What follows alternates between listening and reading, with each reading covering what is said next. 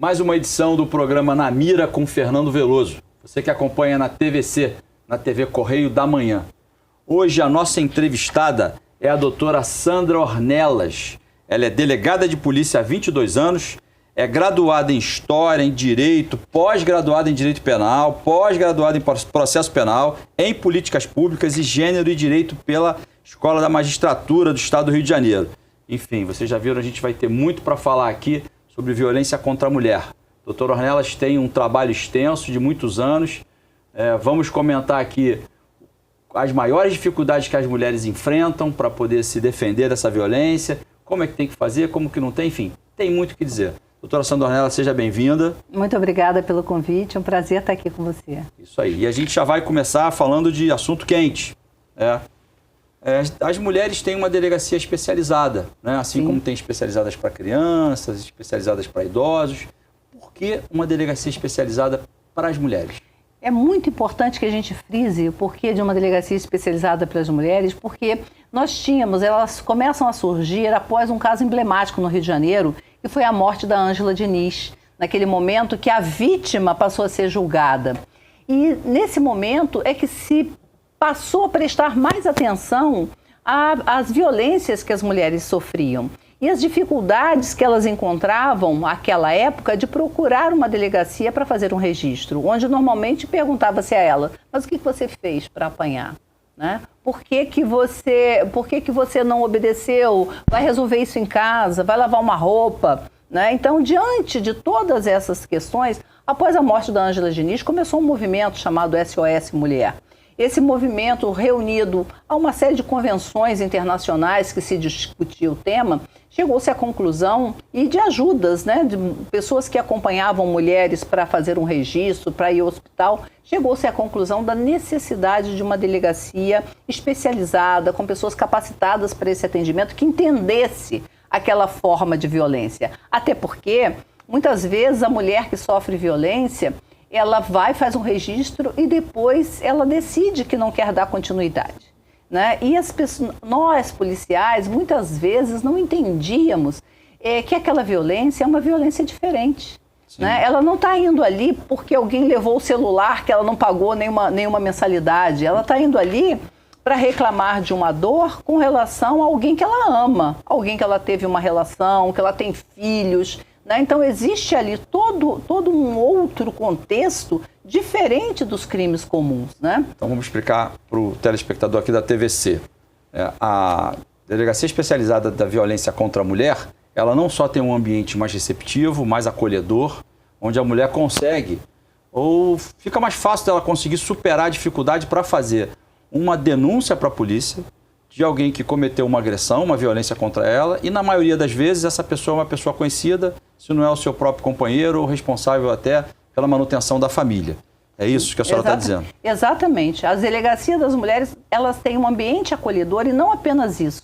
Ela tem policiais capacitados. Né? Elas têm policiais capacitados, a gente vem discutindo semestralmente, com cursos regulares, a gente vem capacitando os policiais para discutir essas diferenças entre os crimes comuns e a violência contra a mulher. Como a mulher, normalmente ela está presa num ciclo de violência. Né? Então ela sofre uma agressão, ela procura, mas depois esse autor ele reaproxima, ele diz que tudo vai mudar e tudo que ela quer é que ele mude mesmo. Isso é muito comum, inclusive, né? Comum. É o chamado ciclo da violência doméstica. Aí reacende aquele afeto, vence um período de lua de mel e novamente redunda em outras agressões. E algumas das vezes essa violência acaba chegando a uma violência mais grave, até uma violência fatal. Muitas vezes fatal. Mas, doutora Sandra, a gente está falando de delegacia especializada para a mulher. O Rio tem 92 municípios. Nem todos os municípios têm uma delegacia especializada em violência para a mulher. Como ficam essas mulheres em que não há uma delegacia especializada para esse atendimento? Infelizmente, nós não temos. Né? E a ideia também não é que a gente tenha uma delegacia de mulheres, uma delegacia especializada em cada município.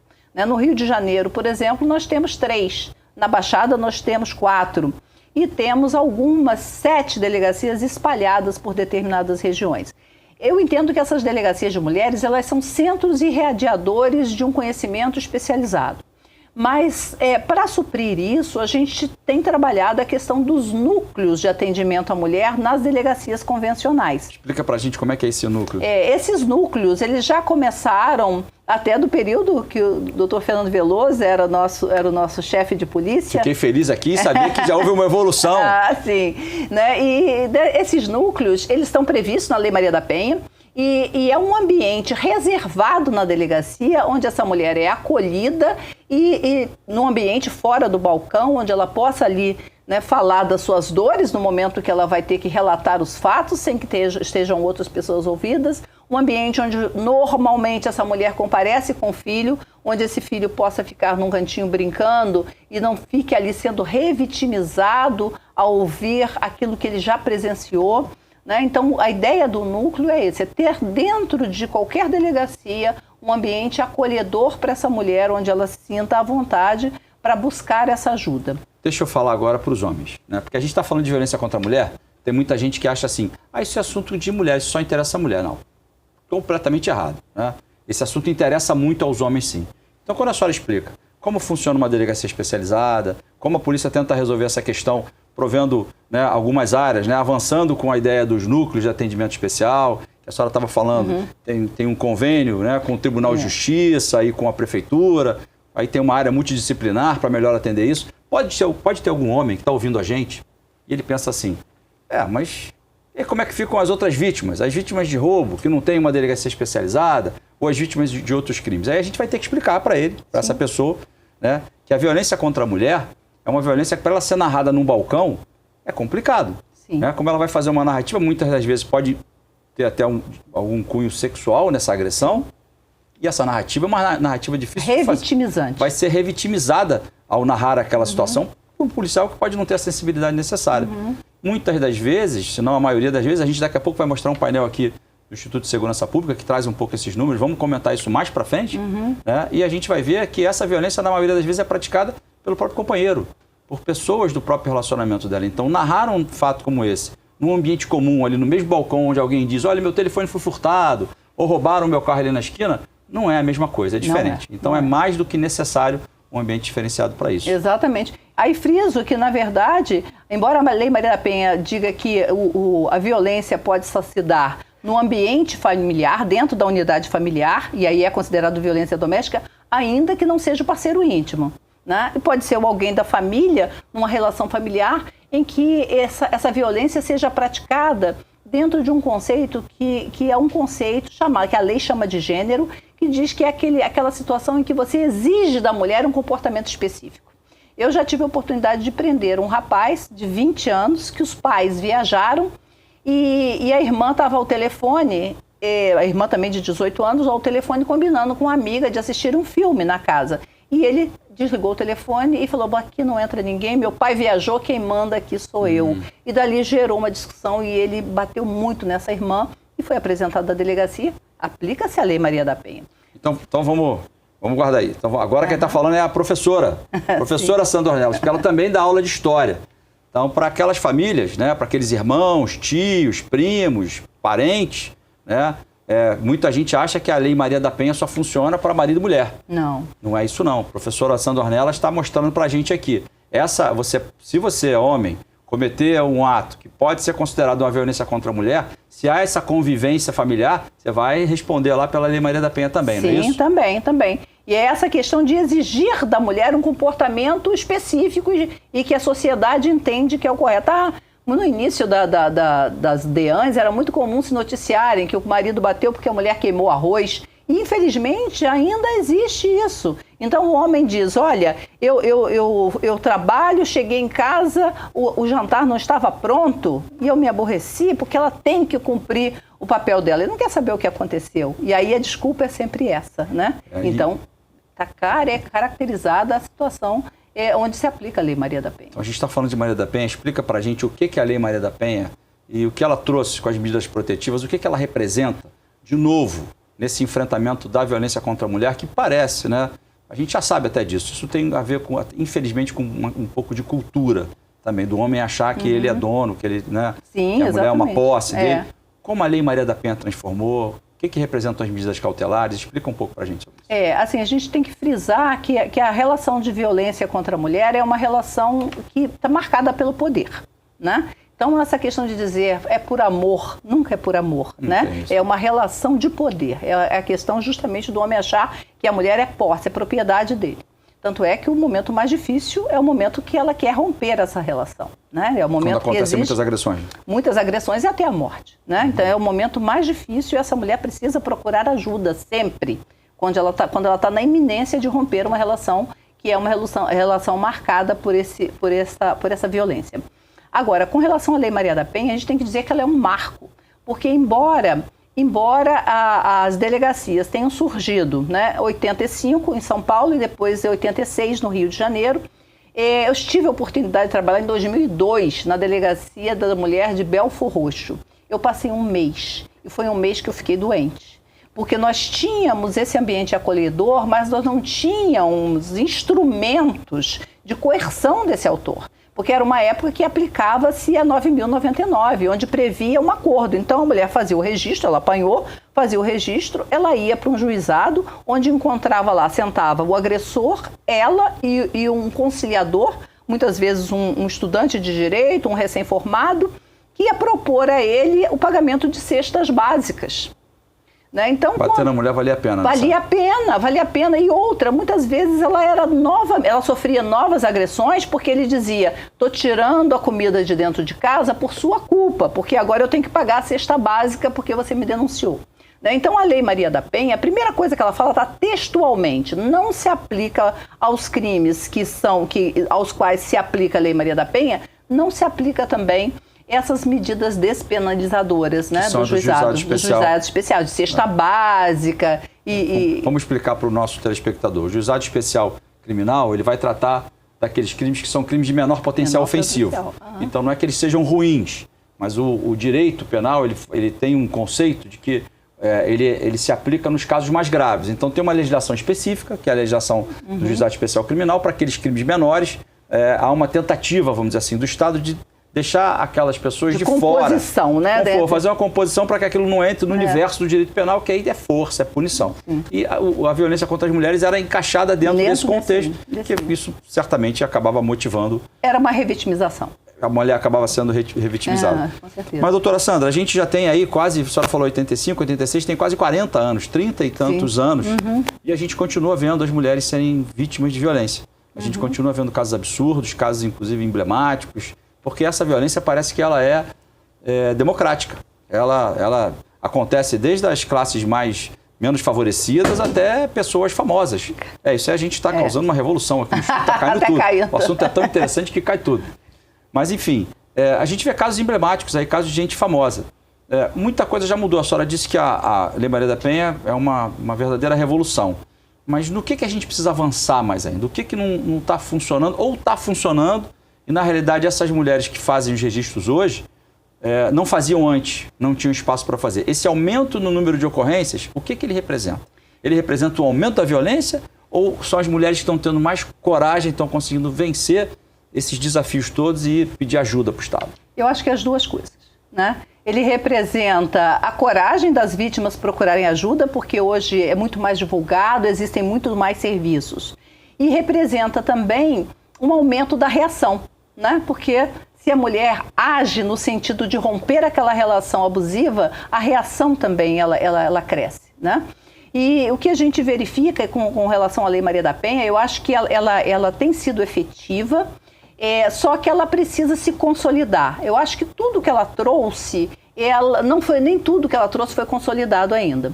A Lei Maria da Penha, ela acabou ganhando destaque como uma lei punitivista. Inclusive, muitos diziam que era uma lei punitivista e criticavam a Lei Maria da Penha. Mas, na verdade, a ideia não é ser meramente punitivista. A ideia é, se o homem bateu em alguém, né, e esse alguém é a sua mulher, a lei determina que isso é mais grave, razão pela qual não se aplica a Lei 9.099, não se aplica essa possibilidade de juizados especiais, de cesta básicas, etc.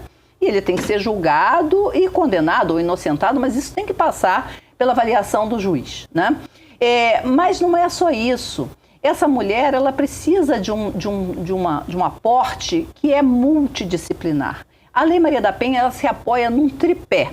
É o tripé da punição do autor, que ele tem que saber que não é porque é mulher dele que ele pode bater. Né? Ele se apoia também na rede de proteção à mulher, que é muito importante e que, infelizmente, hoje ela não atingiu o patamar que se deseja. Porque nós temos portas de entrada dessa mulher. Uma dessas portas é a polícia, é o registro através da Polícia Civil. Uma outra porta de entrada são os hospitais. Né? Então, nem sempre essa mulher que vai no hospital, ela vai à polícia. Então, essas duas portas de entrada, ela tem que ter recursos para colocar essa mulher numa rede de proteção. E essa rede de proteção, primeiro, ela precisa existir de fato, né? E depois ela tem que realmente se constituir numa rede. Então, assim, o que tem previsto ali são os centros especializados no atendimento à mulher. Pode ser o centro integrado, que é estadual, que tem uma função de coordenação, e pode ser centros especializados, que são das prefeituras, onde essa mulher, ao ser encaminhada por ali, ela vai encontrar uma advogada, porque tem as questões cíveis, às vezes tem lá uma separação, tem uma dissolução de sociedade de fato, tem os alimentos dos filhos, que muitas vezes faz com que a mulher permaneça numa relação altamente violenta. É porque a gente está falando muito de crime, de violência, de surra, mas tem uma outra questão que é o patrimônio, né? Exatamente. Às vezes o agressor, ele se apropria até dos bens da mulher, se apropria dos documentos dela. Né? As violências contra as mulheres são múltiplas, né? Você pode falar de várias violências, mas assim, ela precisa resolver, às vezes, questão patrimonial para que ela possa sair, garantir alimentos para o filho, né? E essa questão patrimonial, ela pode, inclusive, ser utilizada pelo agressor para ele manter aquela mulher refém, para que ele possa continuar agredindo. Sim, em grande parte das vezes isso acontece. Mas, né? doutora Sandra, vamos detalhar um pouquinho mais isso aqui para o ouvinte aqui da TVC, da TV Correio da Manhã. A mulher que não sabe de nada disso, não tem conhecimento disso, está sendo vítima, está assistindo o programa hoje, né? Alguma pessoa, né? Aí eu vou sugerir aqui, você se inscreve no canal, você dá divulga, dá o gostei ali, o link, né? E aí uma mulher está assistindo esse vídeo. Onde é que ela busca essa informação? Onde é que ela pode buscar? Ela tem isso na internet, ela tem links que a gente possa deixar aqui, canais que a gente possa deixar para ela se orientar. Ela não tem coragem de ir na delegacia de primeira mão, porque ela tem receio, tem medo. Quais outros canais que ela pode buscar e que a gente possa colocar à disposição dela aqui? Pois bem, então vamos. Nós temos na página da Polícia Civil do Rio de Janeiro, nós temos lá um link serviço. Nesse link serviço você encontra serviço de atendimento à mulher. Ali você vai encontrar o endereço das delegacias especializadas, vai encontrar os centros, o endereço dos centros de atendimento do estado inteiro, todos os centros especializados de atendimento à mulher. Vai encontrar os nossos dados, o número de inquéritos, o número de prisões, apreensões de arma. Vai encontrar ali uma série de informações sobre a Lei Maria da Penha. Ali você vai poder verificar que existem não apenas a violência física, a violência moral, existe a violência patrimonial, como o doutor Fernando já falou, a questão de pegar ali o cartão da mulher. Muitas vezes a mulher trabalha, mas o cartão fica na mão do cara, né? Então, e aquilo ali, ela fica presa àquilo, não tem dinheiro para nada, porque está na mão dele. Violência patrimonial, violência sexual, gente, porque muitas vezes a mulher pensa que no casamento ela está obrigada a praticar qualquer tipo de relação sexual. Não, constitui violência, inclusive situações nas quais o homem não quer que ela não use contraceptivo, ou naquele que ele obriga ela a tomar o contraceptivo. Também caracteriza uma forma de violência sexual. Se a mulher tem dúvida, ela pode ir a um desses centros e consultar, se informar. Olha, eu tenho dúvidas, eu não sei o que eu posso fazer, o que eu tenho direito, o que eu não tenho. E a senhora estava falando também de um telefone. Exatamente, ia falar agora. Né? A gente está numa busca de consolidar um número que é do Rio de Janeiro. É o número 197. 197 é o tridígito da Polícia Civil. Assim como a gente tem 190, que é para situação de emergência da Polícia Militar, nós temos 197, que é o tridígito da Polícia Civil, contudo ele não é para ser usado em situações de emergência. Não é aquela situação que o fato está acontecendo. Nesses casos, tem que usar realmente 190. Agora, em demais casos, a mulher tem dúvida, não tem coragem, ou a violência aconteceu 2 dias, ela está aqui pensando se busca ou não ajuda, não sabe para onde ir, 197. Esse 197, quando ela ligar, vai ter uma opção, um cardápio, e ela vai escolher 1, violência doméstica. Ela clica no 1, violência doméstica, essa ligação vai para o departamento. Lá no departamento vai ter pessoas especializadas para tirar dúvidas, para agendar a ida dessa mulher numa delegacia para ela efetuar um registro, ou então, se ela estiver impossibilitada de se deslocar, ou porque ela é cadeirante, porque tem qualquer debilidade que seja permanente, seja provisória, que a impeça naquele momento de ir até a delegacia, nós podemos fazer o registro por telefone e solicitar a medida protetiva.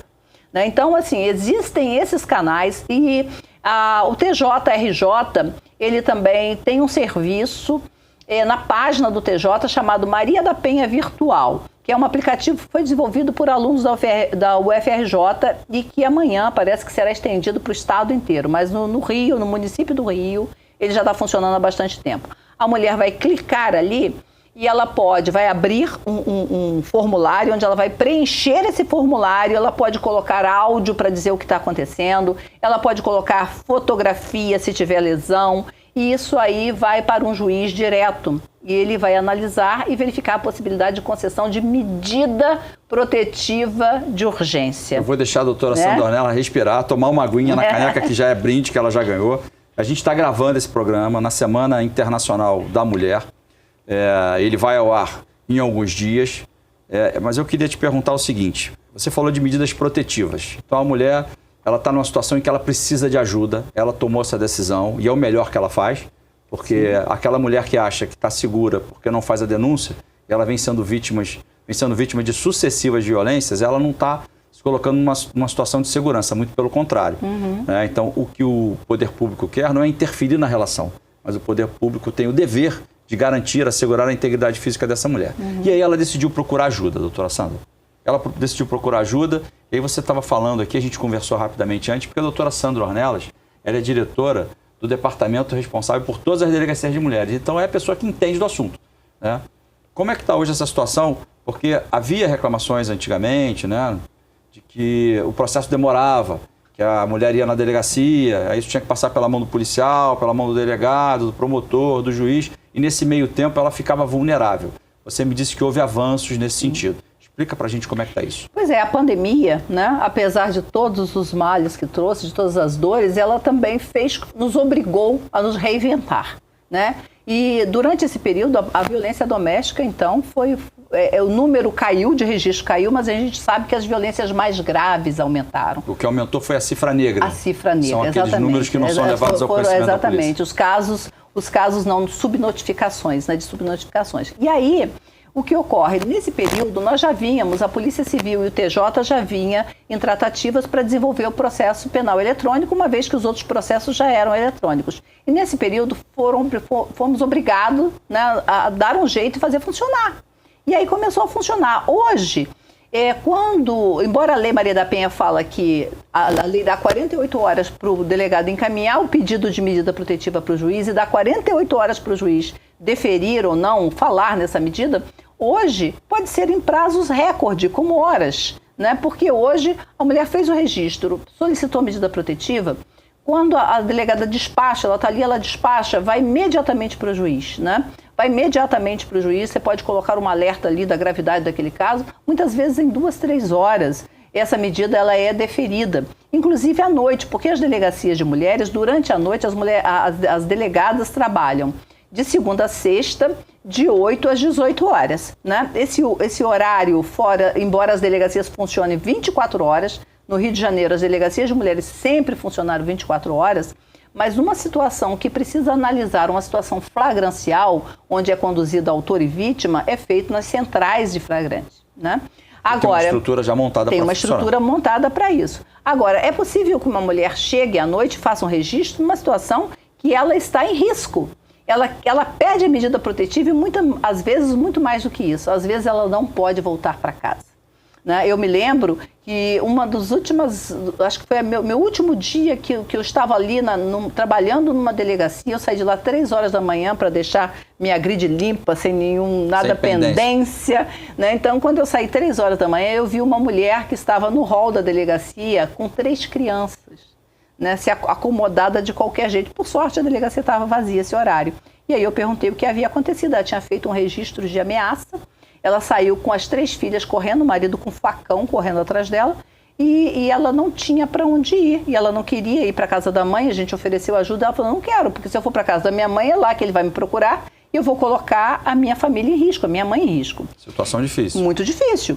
Então, hoje, felizmente, no período também da pandemia, surgiu um projeto que é a Rede Acor, através da Avon, que a gente criou uma forma de abrigo, que é um abrigo de passagem, né? E aí o que a gente tem? Essa mulher, através de um sistema no plantão judiciário do TJ, o Seja Vida, que funciona no TJ, essa mulher analisa-se o caso e ela pode ser colocada numa dessas hospedagens provisórias e ali vai uma equipe multidisciplinar para analisar e conduzir o caso para que ela possa sair ali daquela situação, seja para a casa de um parente. Muitas vezes ela retorna, ela é migrante, né? Ela é de um outro estado, consegue-se a passagem para ela retornar para a casa daqueles parentes. Então, assim, também foi um avanço desse período, porque nós temos no Rio de Janeiro um abrigo, mas é um abrigo para mulheres que têm risco iminente de vida. E esses abrigos são muito severos no tratamento. A primeira coisa que ela faz é entregar o chip do celular. Então ela fica incomunicável. Se ela trabalha, são assistentes sociais. Também é uma decisão muito difícil para a mulher, né? Porque ela tem que se desconectar do mundo. Na verdade, ela só faz isso numa situação em que é certo que ela corre o risco de vida, que ela pode morrer. Mas, doutora Sandra, essa medida, então, pelo que a senhora explicou, ela pode ser obtida em poucas horas e aí, sim, com uma ordem judicial, com o juiz determinando aquela medida cautelar, uma série de ordens podem vir ali, uma série de diligências podem ser determinadas pelo juiz ali, isso ser feito em algumas horas. Eu queria até que a senhora dissesse que mandamentos são esses. Muitas das vezes o companheiro tem que ficar afastado, ele não pode tomar uma série de medidas, mas eu quero falar antes do facão. A senhora citou um exemplo numa delegacia em que uma mulher correu para a delegacia, né, com receio de que acontecesse alguma coisa com ela ou com as 3 crianças que estavam lá. E é comum também mulheres noticiarem, mulheres que vêm sendo vítimas de violência, e essa violência pode ser uma agressão verbal, sim, uma violência psicológica e tal, mas elas são sabedoras, elas conhecem, ou às vezes até desconfiam, de que os seus companheiros têm armas em casa.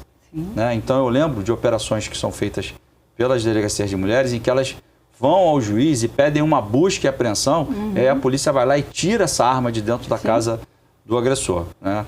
Então é algo que acho que também a gente deve recomendar, né? Isso, se a mulher tem notícia ou se ela sabe que o agressor tem uma arma em casa, a melhor coisa é tirar essa arma de casa o quanto antes, não é? Com certeza, com certeza.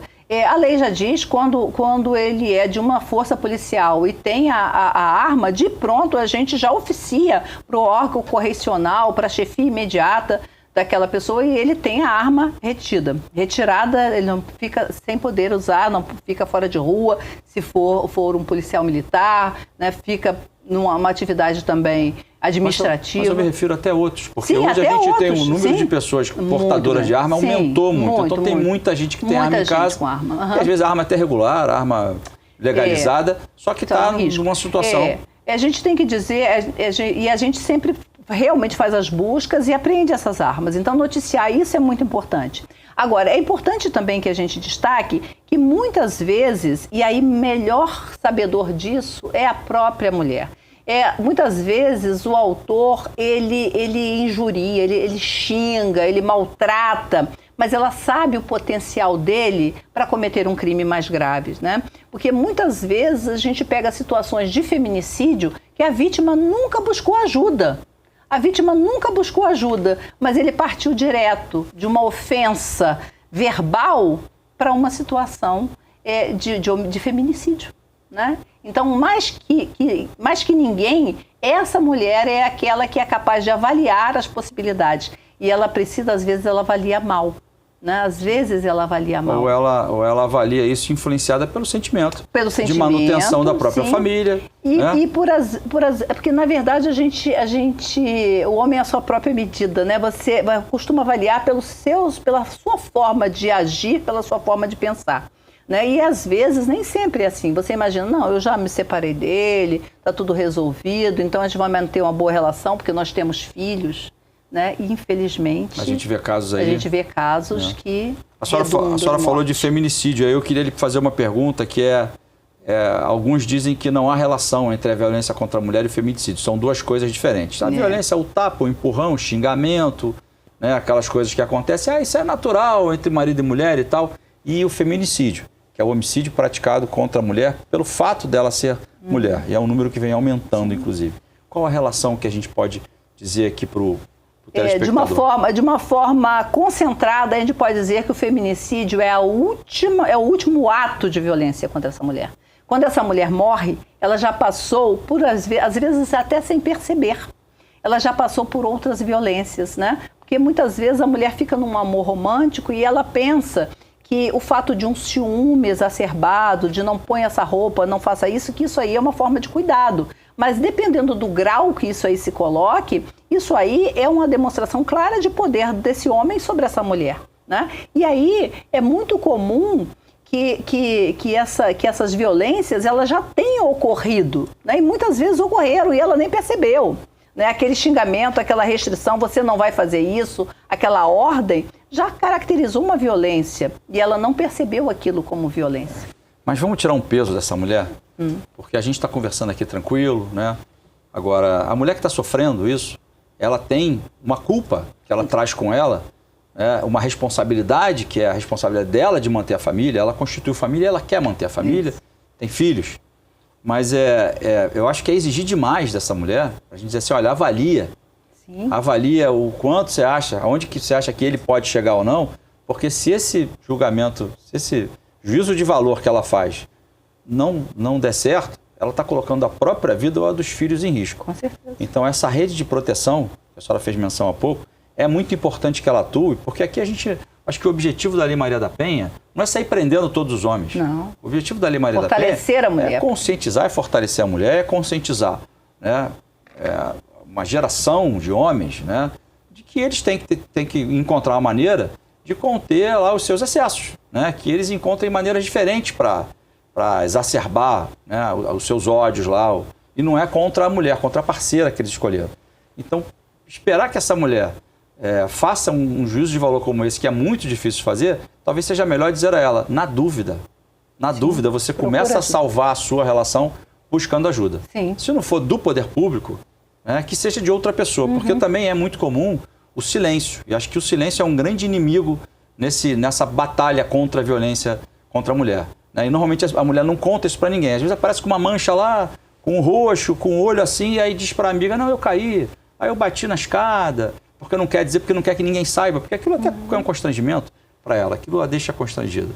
Então acho que essa recomendação para que a mulher busque ajuda nessa rede de atendimento é válida, você não acha? Sim, com certeza. E só retomando essa questão que você falou, da questão da mulher se sentir responsável, numa live com um pastor, ele me perguntou, mas por que as mulheres não rompem de pronto? Eu falei, pastor, a minha vida inteira eu ouvi que a mulher sabe, edifica o seu lar e que isso está na Bíblia. Isso está aqui, ó, dentro da cabeça, das nossas cabeças. Muitas vezes, eu me lembro, o meu caso mesmo, quando eu fui me separar, eu olhava, por todo lugar que eu olhava, eu via um homem, uma mulher e filhos. Eu falei, caramba, eu vou tirar a família das minhas filhas, né? Então, na verdade, isso está muito culturalmente impregnado na mulher. Ela se sente a única responsável por manter essa relação. E não é isso, né? Não é isso. A relação envolve duas pessoas, cabem aos dois cuidar dela. Então, se um não está interessado em cuidar, é possível ter outros modelos de família, né? Eu entendi, eu não conseguia conceber, mesmo já trabalhando, sendo professora, já era delegada, eu não conseguia conceber essa ideia de família, senão aquela família que eu vivi na minha infância de família mineira, né? Patriarcal, né? Do marido e os filhos, né? Então existem outros modelos, é possível ser feliz de outra maneira, sem violência. E a gente, falando em modelos, eu quero trazer aqui um assunto para o nosso debate, aqui para o nosso programa, que é o seguinte: tem um projeto de lei que está sendo debatido na Câmara Federal que trata do Estatuto da Vítima. Sim. Eu queria que você falasse um pouquinho para a gente, porque quando a gente fala de violência contra a mulher, a gente tem avançado, né? Patrulha Maria da Penha, né? Uma série de mecanismos, muitos deles que você colocou agora, o melhor funcionamento do sistema como um todo, desde o atendimento policial até a interação com a justiça, para que as medidas protetivas saiam mais rápido e tal. Mas isso acolhe, em parte, né, a vítima. Agora, esse Estatuto da Vítima que está sendo discutido, ele parece que amplia esse debate. Então, ele traz medidas, por exemplo, que podem assegurar o patrimônio dessas vítimas de uma maneira mais rápida, que não dependem da solução de todo um processo criminal para determinar se aquele autor ali praticou de fato aquela violência ou não. Ou, por exemplo, programas que prestem remuneração, né, para as famílias, para que esse recurso seja entregue às mulheres e não aos homens, porque isso pode ser um mecanismo eficiente para conter a violência, porque o dinheiro vai para a mão da mulher, né? Aquele programa de assistência ali, ele vai para a mão da mulher e não do homem. Então isso pode, de alguma maneira, dificultar a violência contra aquela mulher. Fala um pouco para a gente o que você acha desse Estatuto da Vítima que está sendo discutido na Câmara Federal. Inclusive, eu lancei esse assunto, doutora Sandra, que eu vou colocar o link aqui no vídeo para a gente. E isso já teve 3 ou 4, salvo engano, foram 3 ou 4 audiências públicas. E é importante que as pessoas tomem conhecimento disso, porque isso vai mudar a vida de todos nós. Sim. Se não atinge diretamente a gente, pode atingir o nosso vizinho, pode atingir um parente nosso, que a gente sabe que está passando por isso.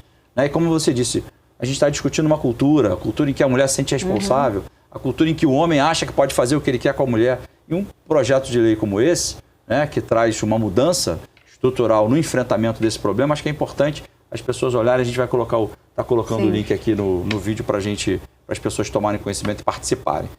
Eu acho importante, mas eu creio que toda essa estruturação de apoio às mulheres, porque quando você fala apoio às vítimas, você está falando de uma diversidade de vítimas, né? E eu acho que toda essa política de mulheres tem muito a ajudar na construção desse fluxo de atendimento. É óbvio que essas medidas que agilizem possibilidades, né, que deem a essas mulheres, principalmente as mulheres, essa capacidade de gerir recursos, né, de organizar, de reestruturação de família, eu acho que é muito importante. Agora, eu creio que toda essa experiência que já se tem de um trabalho em rede, porque quando você fala numa pessoa vitimizada, você está discutindo a necessidade de uma atuação integrada de vários serviços, pelas quais vai passar a saúde, né, principalmente a saúde mental, né, porque alguém que passa por um trauma desse, se recuperar é muito difícil. A gente começou o programa você dizendo sobre a questão das mulheres que são vítimas de violência, vão à rede de saúde pública, são atendidas e esse fato às vezes não é comunicado à polícia. Sim. E aí vamos levantar aqui uma máxima popular que diz que em briga de marido e mulher não se mete a colher. Se mete sim. Apagar isso aí, reescrever. Sim, em briga de marido e mulher, se mete a colher sim. Com certeza. Porque você pode estar salvando uma vida, você pode estar salvando até um relacionamento. Sim. Né? Porque às vezes aquele companheiro ali errou, né? Extrapolou, mas aí veio ali, alguém intercedeu e você pode estar salvando um relacionamento, pode estar salvando uma família, não é isso?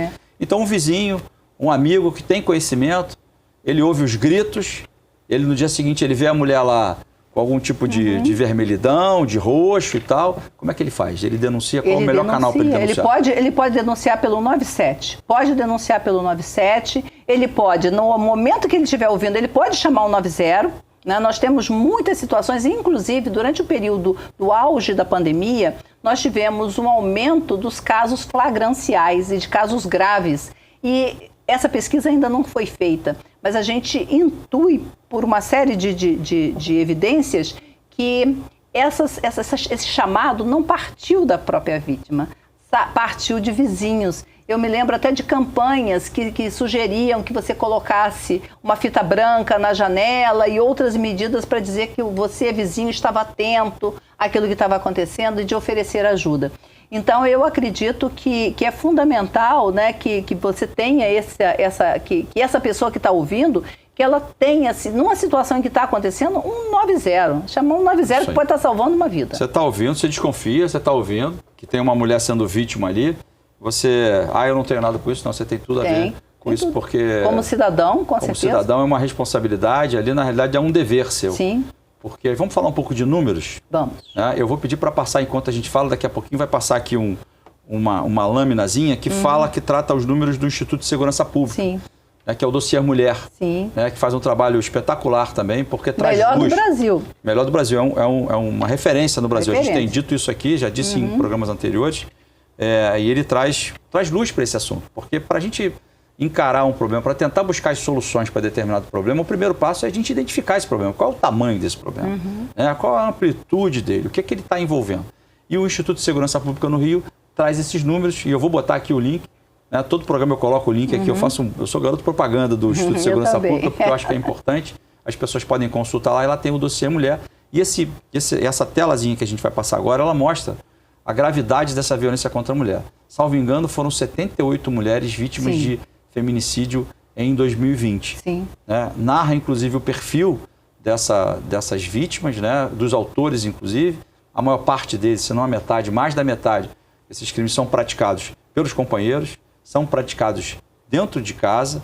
Grande parte dessas mulheres não faz a notícia crime, não leva esse conhecimento desse fato à polícia, e isso às vezes acaba resultando num agravamento daquela situação. Então, é mais uma ferramenta, é mais um mecanismo disponível aí para a população para tomar conhecimento disso. Então, você olha ali, você vai ver que a violência contra a mulher está aumentando. Então, todos nós, como cidadãos, precisamos fazer alguma coisa. Fala um pouco para a gente desses números. Pois é, esses números, eu acho que eles ainda porque o Dossiê Mulher, ele trabalha com os registros da Polícia Civil, né, que migram para a base de dados com 30 dias.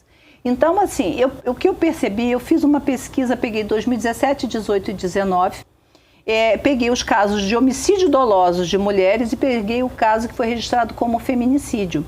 Em grande parte dos homicídios dolosos de mulheres, você vê que é o mesmo perfil.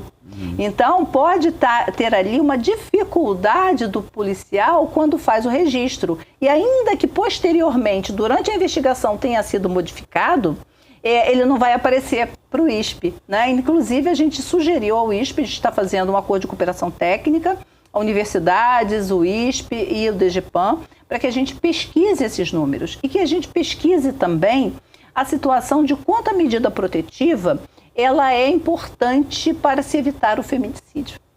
Nós já temos uma pesquisa similar no Distrito Federal, feita pelo Dr. Tiago Perebon, que é promotor de justiça, e uma juíza, doutora Luciana Ferreira, do Distrito Federal, e uma pesquisadora, eu esqueci o nome dela, ela é uma pesquisadora da área, e eles pegaram dados de mulheres que efetivamente foram vítimas de feminicídio e fizeram a relação inversa. Primeiro eles excluíram aquelas que não tinham nenhum registro e foram naquelas que tinham registro. Né? Então, assim, grande parte não tinha registro. Das que tinham registro, eles fizeram um trabalho para ir buscar onde o sistema de justiça criminal falhou. Né? E eles começam a observar algumas falhas, mas uma das conclusões é que a medida protetiva salva vidas. Né? Daí ela ser tão importante.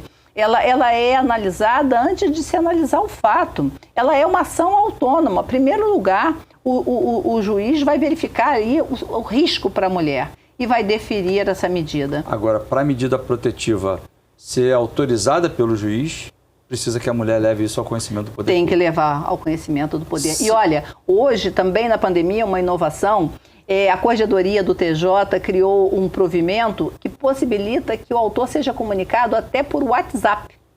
Né? Então, ela forneceu o número que ele está usando, esse número está nos autos, o juiz, o oficial de justiça não conseguiu encontrar no endereço afirmado, ele certifica e manda para o celular. Aparece os dois ícones marcado que a mensagem foi enviada, ele certifica ciente. E aí, se ele descumprir, está preso. A tecnologia tem que ajudar nesse enfrentamento. Vamos lembrar também das tornozeleiras eletrônicas. Sim. Né? Então, no Rio de Janeiro, as mulheres também têm outro dispositivo, que é aqueles companheiros... O botão do pânico, O botão do pânico, né? Que aí, se ele se aproxima, ele está com a tornozeleira, o juiz determina que seja colocada uma tornozeleira nele. Se ele se aproxima da mulher naquele espaço mínimo ali que é determinado pela justiça, ela tem um botão do pânico, ela vai apertar aquele botão, uma central vai receber isso, vai despachar uma viatura para que não aconteça algo pior. Doutora Sandra, a gente já está caminhando para o final do programa, eu sabia que ia passar rápido. Eu vou citar aqui rapidamente para deixar você respirar um pouquinho, porque ela está a 1000 por hora, vocês sentiram aqui. Tem outros programas também que são importantes, desenvolvidos, por exemplo, pela Secretaria de Direitos Humanos do Estado, que é o programa Desenvolve Mulher. Um outro programa também interessante é o programa Feira Delas, que é do município do Rio de Janeiro. Vou pedir para você comentar um pouquinho para a gente sobre esses programas. Esses programas, eles são importantíssimos, que falam da renda, né? Fala da renda. Porque, como nós falávamos, muitas vezes a dificuldade da mulher de romper a relação é justamente em garantir o sustento dos filhos. Muitas vezes ela pensa nos filhos. Então, assim, ela sozinha, ela se vira. Mas e os filhos? E aí, promover um programa de renda é fundamental para essa mulher. A gente sabe que esses programas, o ideal é que não seja um programa só de distribuição de renda. Distribuição de renda. De capacitação. De capacitação. De permitir que ela possa buscar ali, né, o seu próprio negócio, seja o seu próprio negócio, ou se capacitar para a busca de um emprego. Então, criar bancos próprios, né, de emprego e capacitação, isso é fundamental. Então, esse programa, todos os dois, são programas extremamente bem-vindos, né? Olha, eu vou ler aqui. São oferecidas aulas de artesanato, estética, maquiagem, design de sobrancelha, extensão de cílios, tranças e penteados afros, design de unhas, organização de eventos, cuidador de idosos, entre outros. É o que a doutora Sandra Ornelas está falando para a gente aqui. Não basta distribuir renda, né? Esse programa Desenvolve Mulher, ele já tem mais de 470 inscritos, já está implantado nas comunidades do Jacarezinho, Muzema, Tijuquinha, Sítio do Pai, João e Morro do Banco. É um programa que foi implantado dentro da amplitude do Cidade Integrada. E eu só destaco que esses cursos nasceu de uma pesquisa no próprio local, né? Foram áreas que elas demonstraram interesse. Eles não são cursos aleatórios. São cursos que as mulheres demonstraram interesse. Não era um curso que a gente tinha aqui, chegou e colocou... toma para as mulheres, não. Foi feito né? Porque esses cursos dão autonomia, dão independência para a mulher, para ela não ficar refém daquele agressor que quer mantê-la refém por conta da... Isso é importante a gente destacar. Nós estamos falando desses programas aqui, doutora Sandra, estamos gravando esse programa na Semana Internacional da Mulher. Então, quando você assistir, a gente vai colocar os links desses programas aqui para você estiver interessado, você pesquisa, você vai lá, tem todo o detalhamento aqui, não dá para a gente falar tudo sobre isso. Já estamos, de fato, caminhando para o final do programa e eu quero começar a fazer um ping-pong aqui contigo e perguntar para você o seguinte: o que a gente diz para o homem que está assistindo a gente hoje e que pensa como aquele que já praticou violência contra a mulher? A gente diz para esse homem que ele pode mudar essa realidade. A gente sabe que é fruto também de uma cultura e que o homem, esse poder cresce porque ele se sente diminuído. Ele é diminuído no trabalho, é diminuído na rua, então ele quer ter alguém para mandar. E esse alguém é a mulher, esse alguém é os filhos. Ele quer se sentir poderoso exercendo ali uma atividade despótica ali com relação àquela outra pessoa. Então ele pode mudar, porque isso faz mal para ele também. Porque esse machismo exacerbado, o homem é que mais morre. Morre por doença, porque não se cuida, né? O homem morre nas violências, a mulher morre, embora hoje tenhamos muitos feminicídios, ela representa 10% do número dos homens que morrem. Então os homens morrem nas brigas de trânsito e é tudo fruto desse conceito de que ele é o todo-poderoso, que ele é o dono da verdade. Então, o homem tem que buscar, né, se desarmar de tudo isso e buscar a convivência pacífica com a sua família, buscar centros, né, de tratamento. Existem grupos reflexivos no Rio de Janeiro. Eu cito um que, inclusive, não é para homens que praticaram violência, existem muito para homens que praticaram violência, mas existe um que é o MEMO, que é o contrário, homem é o contrário, MEMO. Ele é um grupo que no Rio de Janeiro funciona no Circo Voador. Pedro Figueiredo, que é um publicitário que mantém esse grupo, e ele reúne grupos, e aí faz um grupo e ora na casa de um, do outro, e vai discutir questões ligadas à sexualidade, ligada à questão do desemprego. Se esse homem fica desempregado, ele acha que ele não é ninguém, porque ele tem que ser o provedor. E muitas vezes a gente tem aquele que nem é o provedor mais, e justamente por não ser o provedor, ele tem que ser o agressor, né? Então, assim, é possível uma vida de maior tranquilidade, uma vida em que você não precisa ser o maioral, não precisa ser o poderoso. é possível que você possa conviver tranquilamente com a sua família e buscar caminhos juntos. E se não conseguir isso, aí a doutora Sandra fala no amor, eu vou falar na dor. Porque a gente pensa no sistema penitenciário, né? E a gente imagina que lá dentro só tem traficante, só tem homicida, lá dentro está cheio de agressor contra a mulher. Sim. Então, você homem que está assistindo Amanhã a gente, aumenta. né, que teve oportunidade, né, ou que teve a curiosidade, ou que a sua mulher fez você assistir esse programa e fez muito bem, se fez isso, né, você pode perceber um pouco do que acontece, qual é o acolhimento que é dado pelo poder público à mulher. Agora, o poder público também tem um direcionamento para o agressor, e esse direcionamento, quando tudo isso que foi falado aqui não funciona, o que acaba acontecendo é que a sua família é desconstituída, né? Se você não comete feminicídio ou se você agride a sua mulher, você pode acabar sendo preso e aí você perde o contato com seus filhos. E aí há relatos, né? Porque eu acho que uma voz importante também para dizer, doutora Sandra, é o relato daqueles, né, que já praticaram violência contra a mulher, né, que tiveram as suas famílias desconstruídas, não conseguem ter contato com seus filhos hoje e certamente, por mais que tenham errado, certamente devem sofrer por isso. Né? Então que pensem hoje. Então, se não for no amor, se não for para entender no amor, seja para entender pela dor. Doutora Sandra, eu preciso te agradecer muito por você ter conseguido abrir um tempo na sua agenda e estar aqui com a gente, tá? Se considere sempre muito bem-vindo aqui. E a gente vai ficando por aqui com o programa Na Mira com o Fernando Veloso aqui na TVC. Acompanhe a gente porque semana que vem a gente está gravando de novo. Estamos gravando um novo programa e com um papo muito interessante. Obrigado, doutora Sandra. Prazer, obrigada.